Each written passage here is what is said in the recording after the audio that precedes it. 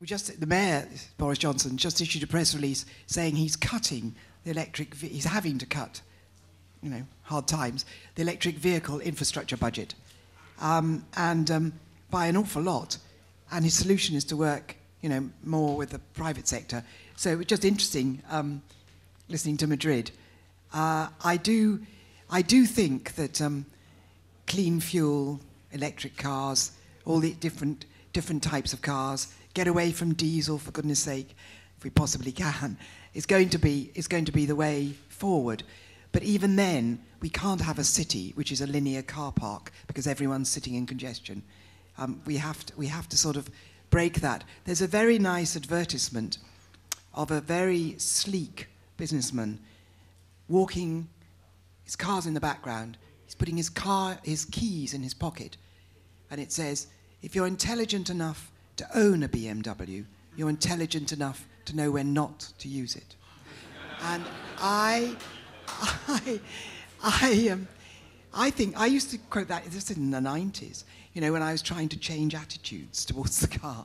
And I get a lot of stick because, of course, as a woman, the car has liberated us. We use the car like men use their wife. Sorry, what a sexist remark. Sorry. What a sexist remark. Sorry, sorry, wrong. You know what I mean. Can we quote you on that? Oh, God. It sort of came out... Sorry, it came out wrong. Off the record. No. The record.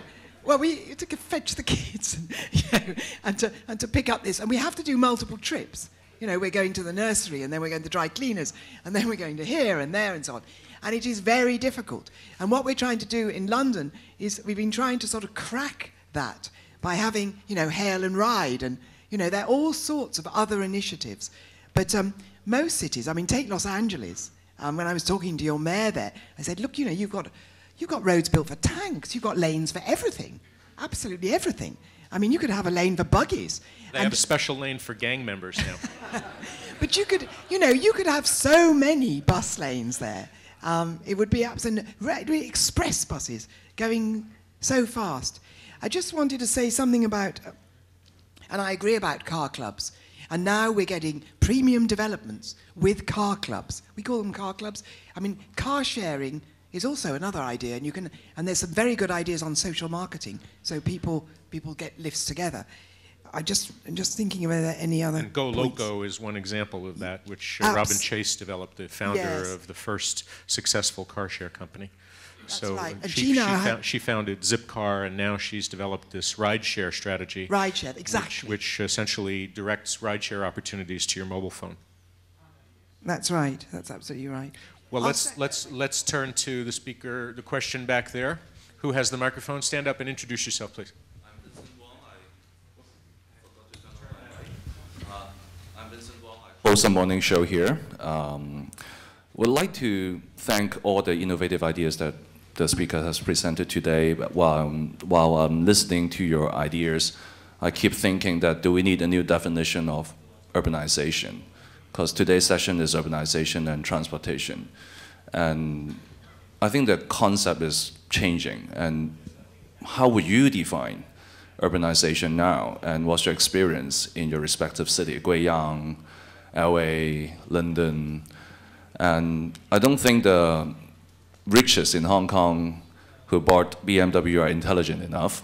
So if different people have different pace, how should we work with that force? How can we come to a conclusion or come to a consensus? What's your experience on that? Because in Hong Kong, I think we have a very strong business force, which is kind of anti-green in a way. Can we work with them, or should we just hammer them, or what should we do? Thank you.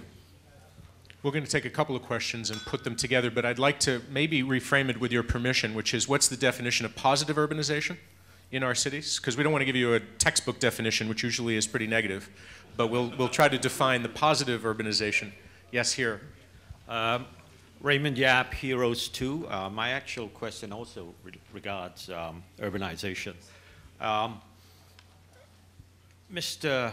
Lipkin, we have a similar project. I'd like to be able to connect with you afterwards with regards to recognizing that youth is the way forward.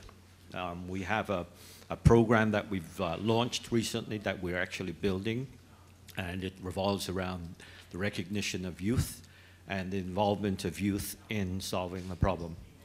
We also have a reforestation project that we've started with the Guangdong Forestry Academy in Guangdong just this year. So those are some of the major things that we're doing. With regards to, this is not a political question, with regards to urbanization, for example, in China. Urbanization, you spoke about the planning of urbanization. This is more after the horse has bolted, I guess. You know, we have mass urbanization towards the major cities in China. Can you give us some sort of policy that has gone downwards towards academia and science and so on? With regards to the policy in China,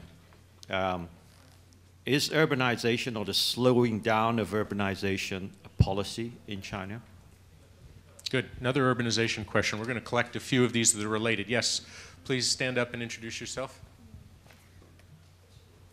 Hello, I'm a reporter with China Daily, and I want to ask two questions about China's urbanization.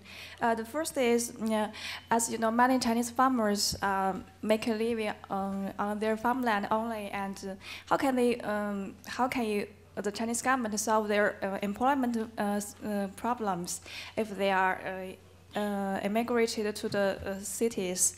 And the second question is, how can China ensure enough food supply with shrinking farming land during the urbanization process? Sorry. Good. We'll take one more China urbanization question. If you have a question about mainland urbanization, we'll take that, and then we'll group them all together and get some comments. Please stand and introduce yourself. I'm not from mainland, but I thought hearing the presentation from London and the experience from London, is it not possible for cities in China like Beijing to adopt some of these policies, which I would feel in a not so democratic society, it should be easier to enforce top-down approaches like concession charges and everything much more easier than other places. And I think another one for, I guess, from the gentleman from Los Angeles is, how difficult would it be to change people's love affair with the car in California, because I used to live in California before, following the successful examples of like Hong Kong, because after we moved from there to here, we had 3 cars, we don't use anything now, have a car. But if you don't need to use a car, people will not use it. So I think the trick is trying to make the city function without needing a car as much. And All can right, you good. answer those questions? So you're on the spot now. You've got 10 questions, and you've got 9 minutes. Okay. So for the urbanization policies, I think it doesn't matter the government want to speed up or slow down. This is a natural course.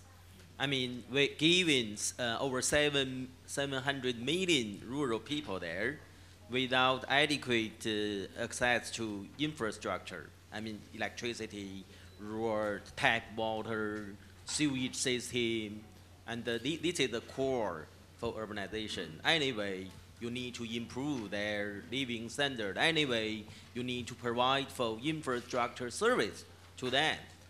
I mean, in my mind, this is urbanization. No matter, registration, 户口.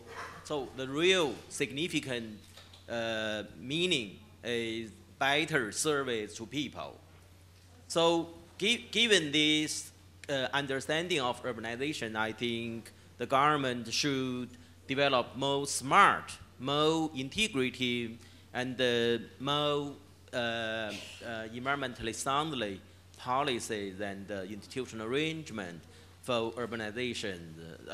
First, to integrate engineering, science, technology together with law, economic incentive together. And And anyway, designing and planning is the first step.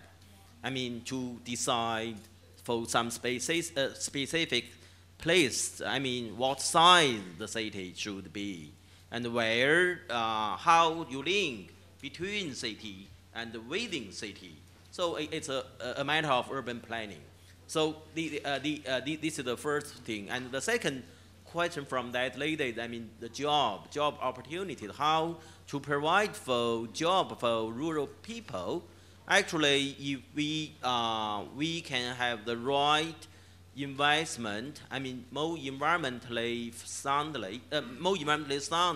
and also low carbon investment consumption, you continue to provide for job opportunity for that. So I'm optimistic, I mean, for the next wave of the economy, I mean, economic recovery, I mean, outside the financial crisis, green economy should provide for a lot of new job opportunity for rural people. So I think those are my fundamental understanding on the urbanization. I have to go to another session in a minute. They booked me into 2, and I haven't figured out how to be in both places at once. But I wanted to answer the questions very, very quickly. In terms of re-envisioning the city, the last session today is about biomimicry, mimicking biology. And I'll be talking about doing that at the system level. And the system level, the system of a city, that very complex ecosystem, we think the biological equivalent is the forest. So if we start thinking of a city as a forest, and thinking of the infrastructure services that you're saying a city has to produce, the fact is that a forest functions green in a way that it is producing green infrastructure support services. We believe there's so much money being wasted in Los Angeles that there's 50,000 new jobs maintaining Los Angeles as a forest ecosystem, capturing and harvesting the rainwater to produce flood protection and water quality protection. Also, and that's not counting having people begin to renew their living space so it can also grow food. I just heard of an example of a colleague who lost a staff member because he quit to go farm 6 people's homes in his neighborhood. He talked them into letting their yards be available. He's generating an income, being an urban farmer. So I think the change is possible. That may sound very radical, but you'll see how there's really good engineering behind it. And back to the transportation issue, I think that you're seeing this groundswell. People can be led out of their cars and inspired out of their cars. When I said I got out of mine, I did make a video, I've blogged about it. Interesting response. Who knew who was listening? But Chevrolet and GM contacted me a month ago. And they're giving me a Chevy Volt, their first electric car. It's waiting for me when I get home from this conference. So I can drive it for 3 months and blog about it. So if they're responding to the groundswell and they're adapting, I think it's some good news. We can't rely on it. And clearly, electric cars aren't the only answer. But anyhow, thank you thank you for being here and feeding our hope and our encouragement. And it's so good to be telling everybody back home this incredible community of support of good science, good policy. Thank you. Sorry to run.